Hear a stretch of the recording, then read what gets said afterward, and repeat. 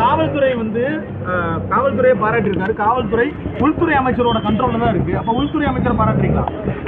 அதாவது காவல்துறை பாராட்டணும்னா சிறப்பாக செயல்பட்டால் பாராட்டுறோம். ஆனால் உள்துறை அமைச்சர் காவல்துறையில் நிற்கலையே. ஃபுல்லாகவே காவல்துறை என்பது அரசாங்கம் அமைச்சர் இன்னைக்கு இருப்பாங்க, இருக்க மாட்டாங்க. ஆட்சி மாறும். ஆனால் காவல்துறை அதிகாரிகள் எப்போவுமே இருக்க தான் போகிறாங்க ஃபுல்லாகவே. அதனால் அவங்கள தான் பாராட்ட முடியுமே தவிர அமைச்சர் இதில் பங்கே கிடையாது. அமைச்சராக மிகப்பெரிய பாதுகாப்பு கொடுத்தாரு ஃபுல்லாக. அப்படின்னா பாண்டிச்சேரியில் நிறைய கொலை நடக்குது, அத்தனைக்கும் அமைச்சர் தான் பொறுப்புன்னு சொல்லுங்கள் ஃபுல்லாகவே. அதில் ஒன்றும் மாற்றுக்கிறதுக்கு யாரோ எழுதி கொடுத்ததை புரிதல் இல்லாமல் விஜய் அவர்கள் பேசிட்டு போயிருக்காருன்னு சொல்லிட்டு ஒரு கருத்து. பேப்பர் இல்லாத படிக்க ஒரே தலைவர் தளபதி விஜய் அவர்கள். ஒரே கூட்டத்தில் எல்லாத்தையும் பேச முடியாது.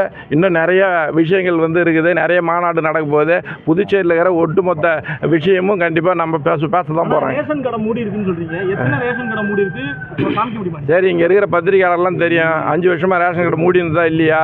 2024 வரலையும்.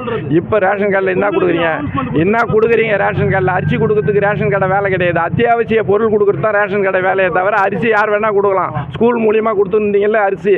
அதனால் நாங்கள் கேட்குறது கோதுமை சொன்னீங்க போடல, எண்ணெய் சொன்னீங்க போடல, அப்போ மலிவு விலையில் மளிகை ஜாமான் கொடுக்குறேன்னு சொன்னீங்க போடல, எதுவுமே போடலன்றதால தான் சொல்கிறோம் ரேஷன் கடை திறந்திருந்தாலும் மூடி இருக்குது. நன்றி.